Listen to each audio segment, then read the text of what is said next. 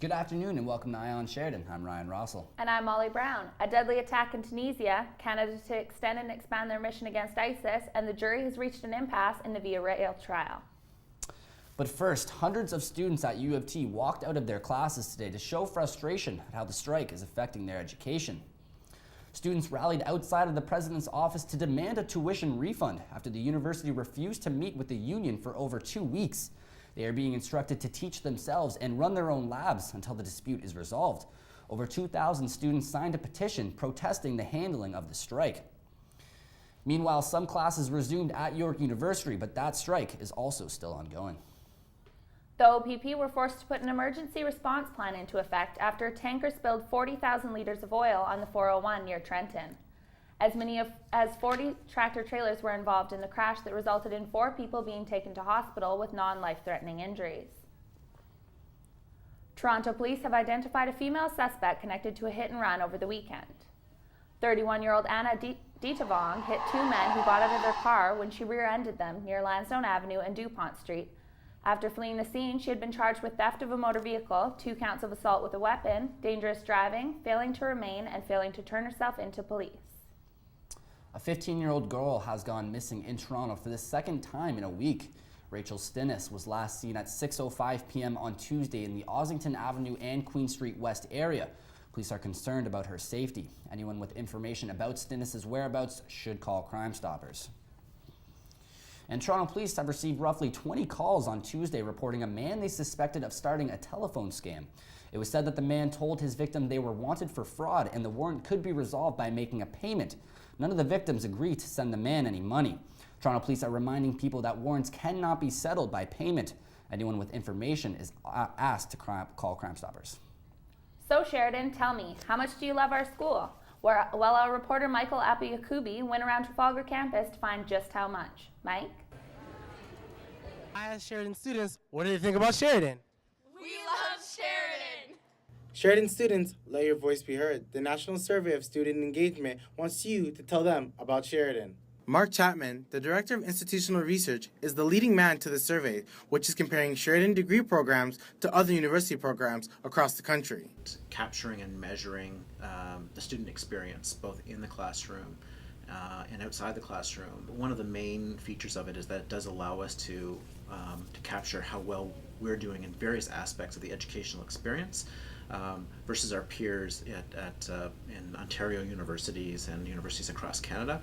The questions for this survey ranges from post-secondary education to the relationship of students have with their teachers. Well, they're all from the industry, so, when we get out there, we are already prepared. Sheridan's motto is to be creative. Dominique Matthews, the Sheridan illustration student, believes that this survey can help Sheridan's communication with its students. It's kind of portrayed through their programs that they offer, right? So through illustration and animation, that's what brought me to the school, was the illustration program. So why should you Sheridan students care about this survey? I think that it's an indication of how Sheridan views student input into its decision making, and that by spending 15 minutes, they can make a big difference. So Sheridan degree students, know that you have until April 10th to complete the survey. Your opinion counts. For EyeOnSheridan, I'm Michael Apiakubi. And now we'll take a look at our early weather update outside with Nathan. I know it's cold out here in Oakville, but it's nothing compared to Nova Scotia, right, Nate? Yes, you're absolutely right, Ryan. With us being here in southern Ontario, we may see a little bit of chilly temperatures coming in, but at least we don't live in the Maritimes. For the second time in 3 days, certain parts of Atlantic Canada remain under winter storm warning. As people in the Maritimes woke up, they had 30 centimeters of snow on the ground. Now back to Fiza for your latest in news. Thank you, Nathan. Coming up in entertainment, we're checking out an app designed by a Sheridan animation student and putting it to the test. We also spoke with a photography student who just won a prestigious award. Plus, Elton John actually boycotting Dolce & Gabbana? Stick around to find out more. Now over to Pierce for your early sports update. Thanks, Fiza. Coming up in sports, March Madness is underway. Nazem Kadri faces suspension and UEFA Champions League action. Now back to you, Ryan. Thanks, Pierce. Stay tuned. We're going to take a quick break. We'll have all your international news when we return.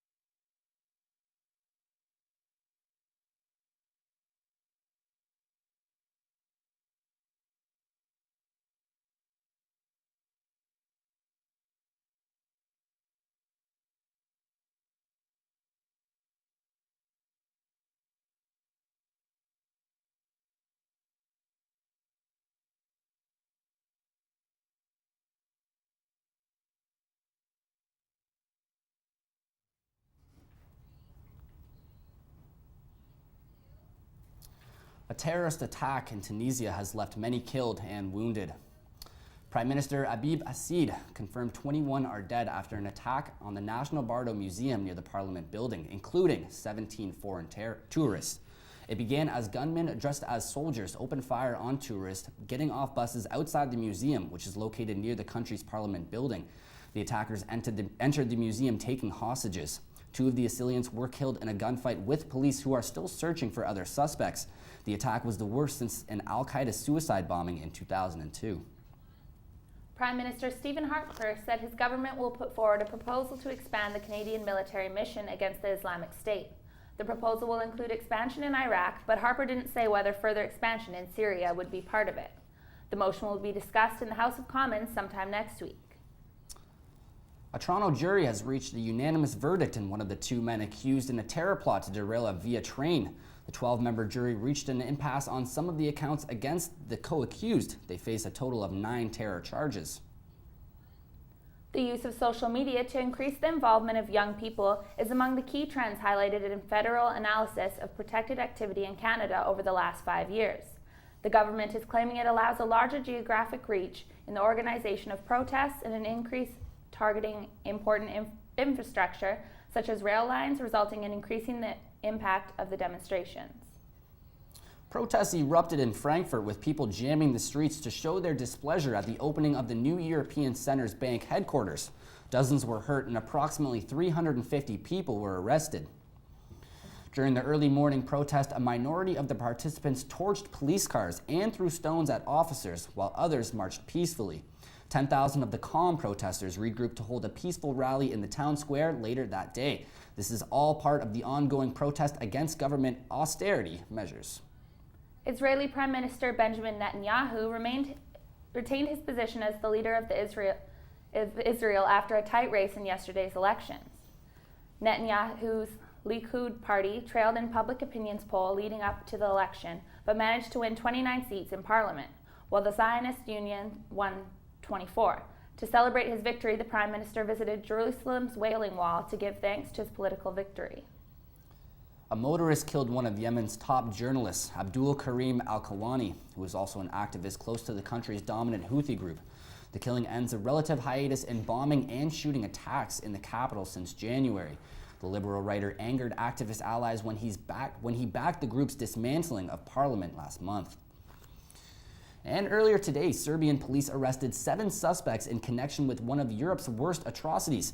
In early morning raids at different locations across Serbia, authorities made the arrests in connection with war crimes during the Bosnian War.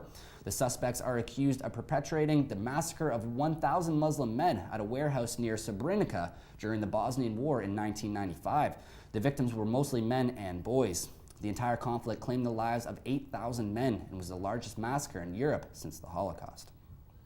A Penn State University fraternity has been suspended after allegedly posting on a Facebook page showing compromising photos of women, including some of who appeared to be asleep or passed out. The suspension of Kappa Delta Rho fraternity comes as State College police and university officials investigate the fraternity's alleged use of the online page with up to 144 active members.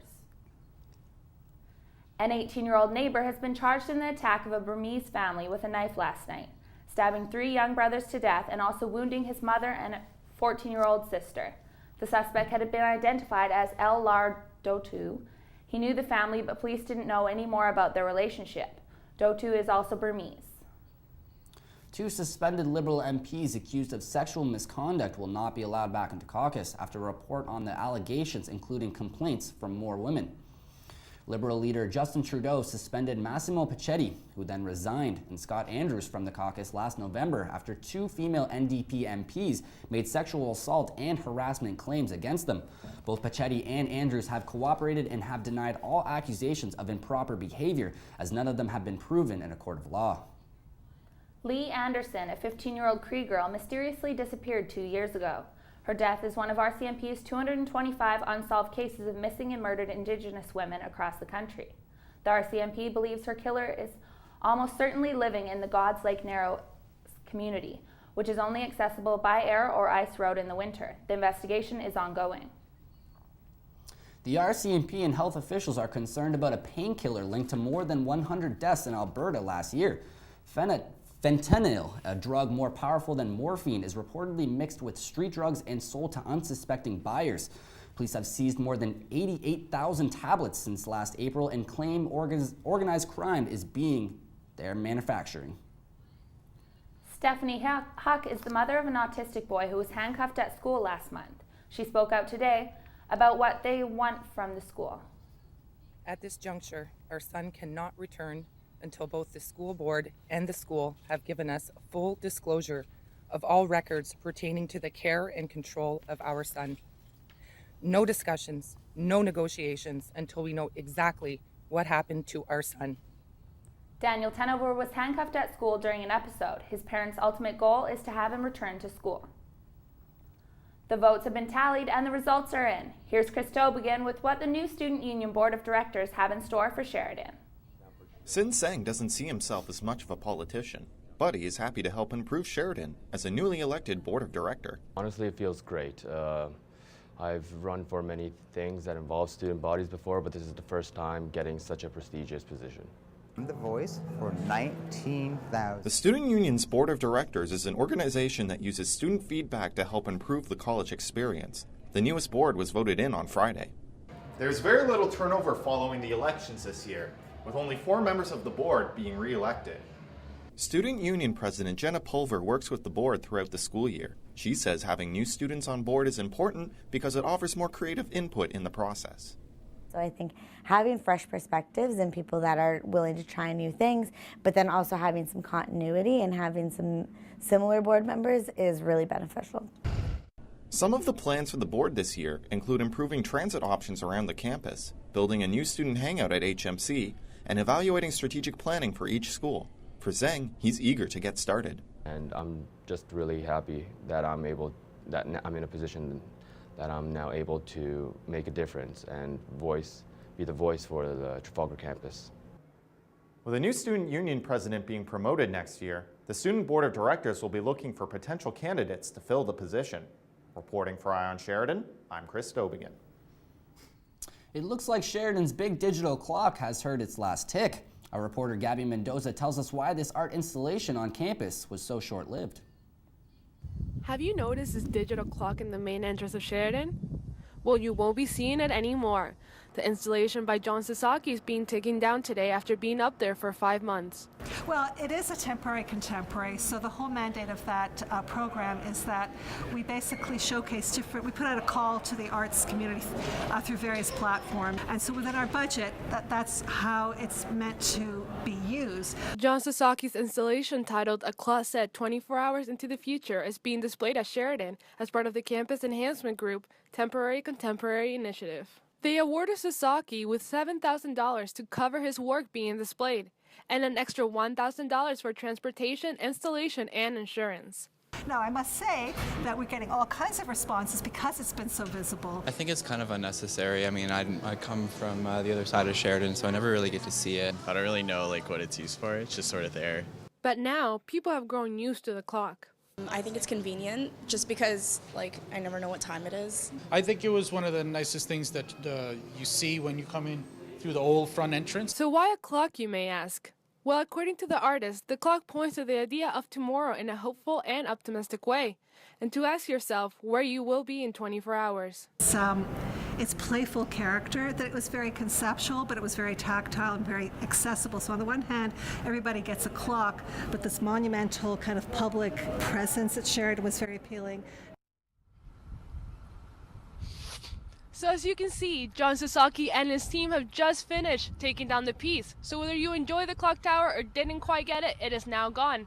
Reporting live from the main entrance of the Trafalgar campus at Sheridan, I'm Gabby Mendoza. Now back to the studio. Thanks, Gabby. We're going to take a quick break. Stay tuned for all your sports, entertainment, and weather news when we come back.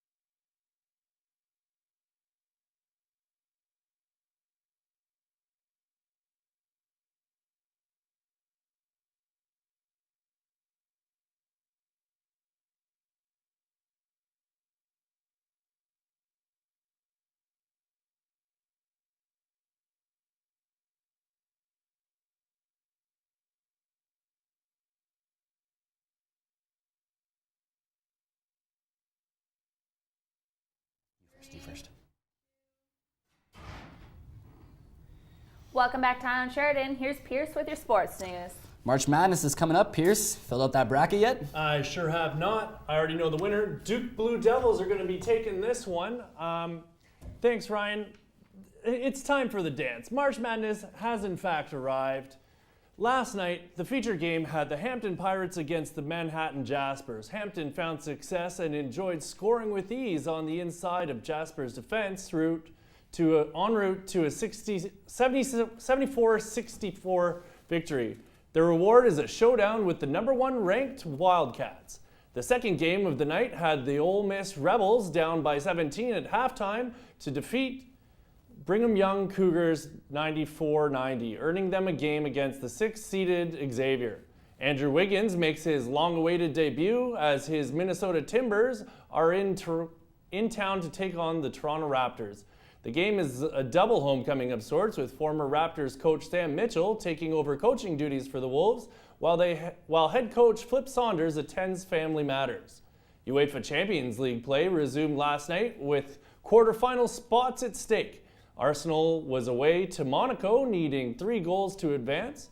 The Gunners came close with goals from Olivier Giroud and Aaron Ramsey to make it 3-3 on aggregate, but it was not enough as Monaco advanced on away goals.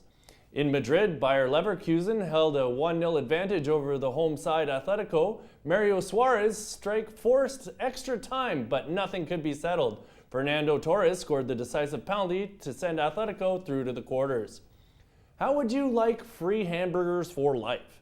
Well, Senators goalie Andrew Hammond, also known as the Hamburglar, continues to rob opponents of goals and has been rewarded for doing so. An Ottawa area McDonald's has jumped on the Hammond hype and rewarded the goaltender with a prize that some kids may want more than the trophy. Free McDonald's for life. Staying with the Senators, they were in Carolina last night to take on the Canes, where they took a 1-1 tie into overtime. Kyle Turris' dipsy doodle on his way to the Carolina goal found Mark Stone for the winner with 14 seconds left. The Habs, looking to snap a 4-game losing streak in Florida, get 3 goals in the second period, the winner coming from PK Subban, giving Montreal a 3-2 win. Toronto Maple Leafs forward Nazem Kadri can't catch a break. After sitting out 3 games over team rule violations, Kadri has been suspended 4 games by the NHL for an illegal check to the head of Matt Fraser of Edmonton during Monday's 4-1 loss to the Oilers. The suspension is reflective of Kadri's status as a repeat offender. In local sports, the Oakville Blades and the Toronto Patriots faced off in Game 3 of the Ontario Junior Hockey quarterfinals. In the second period, Toronto gained a 3-0 lead with a rebound goal from Jeremy Pulara. The Blades got one back late as Ryan Garvey scored with an extra attacker, but it wasn't enough. Oakville fell 3-1 and trailed the series 2-1. Now we take another look at how to beat the Winter Blahs by visiting the archery district in Scarborough. With so many people looking for ways to beat their winter blahs, archery tag is a great way to keep active during these cold winter months. You don't have to be, you can basically be a beginner, and most people here are beginners, never held a bow or arrow before. Please make a triangle with your hands, select the target here. We're going to find out what your dominant eye is. Worry not, all you noobs. They aren't about to let you out there without a bit of training first. Once you're done on the practice range, the only thing left to do is to get into the game. With something so new and exciting, you might expect elaborate rules, but you would be wrong. Think of it as dodgeball, only replace ball with arrow. You're dodging arrows and you're shooting back to get that other person. There are numerous reasons for you to get out and shoot your friends. Corporate team building, bachelor parties, bar mitzvahs. I found out through my brother because he celebrated his birthday here. They do have drop-in sessions on weekends, but throughout the week everything is by appointment. So make sure you have at least 7 friends who are all ready to have an awesome time. That's it from me in sports. Now, Fiza is going to tell us all about the newest show on the W Network that's looking to lure fans of the good old hockey game. Yes, Pierce, the season debut of Hockey Wives is unfolding tonight at 10 p.m. on the W Network. The drama-filled show is set to be compared to the popular Real Housewives series, as it follows the private lives of NHL players and their loved ones. Being a wife of a hockey player is not all as it's glammed up to be. Through charity work and taking care of kids, these wives have busy days, not to mention the support they give while their husbands are on the ice. Be sure to tune in tonight and support some Canadian television. Sheridan's animation program has been doing great things lately. EyeOnSheridan's Sasha Campbell sat down with a student who created an Android app for finding your friends on campus. Fourth-year animation student Kunli Zahn is putting Sheridan on the map with his Harry Potter app, Marauder Sheridan. I wanted to make something unique for mobile devices, and I thought, hey, tracking the location of a user based on their phone is pretty cool. So that's how I got started on this line of thinking and started making the map. Of course, the other thing is that most people are familiar with Harry Potter, or at least heard of it, and if I just tell them my map is like the Marauders map in Harry Potter, then they instantly have an idea of what it's about. To test out Kunli's app, I'm going to use it to find EyeOnSheridan's Molly Brown.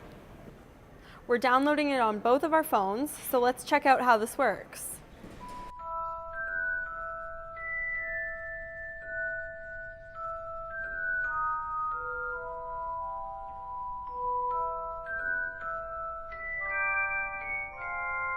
Zahn is currently working on another app for Android, this time a game, but he hopes to someday animate films.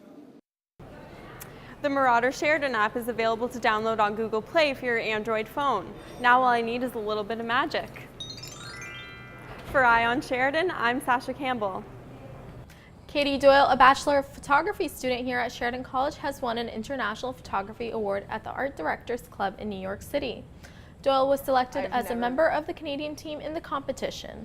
In total, only 46 students across US and Canada had their photo series displayed at the New York Gallery Show.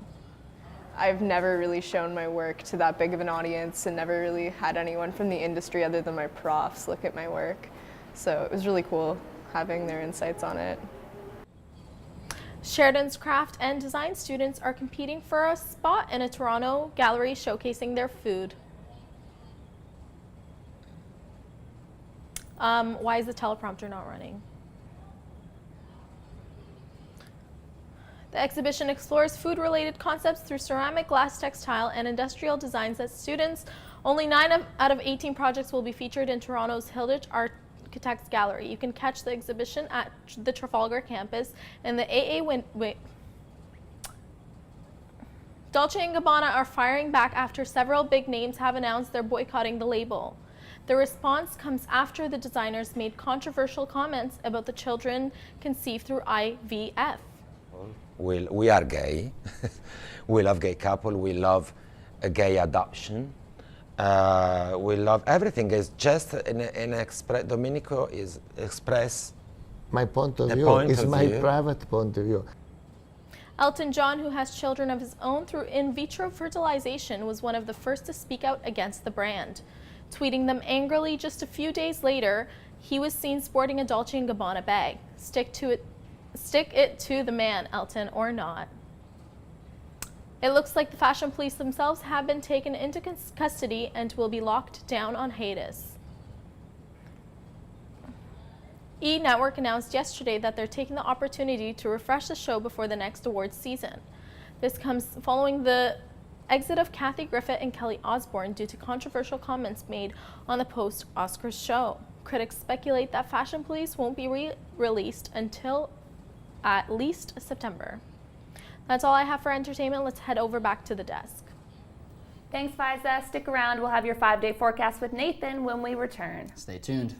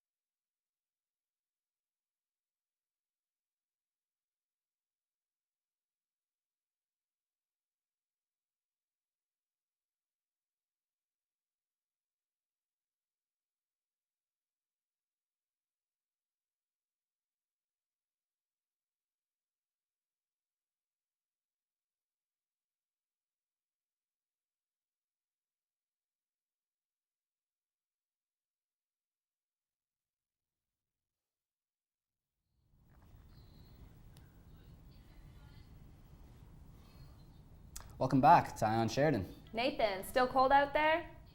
Yes, Molly. We are still experiencing really chilly temperatures at this time. And you know what? With Friday kicking off to the first day of spring, it's not going to get any colder. And let's take a look at your 5-day forecast.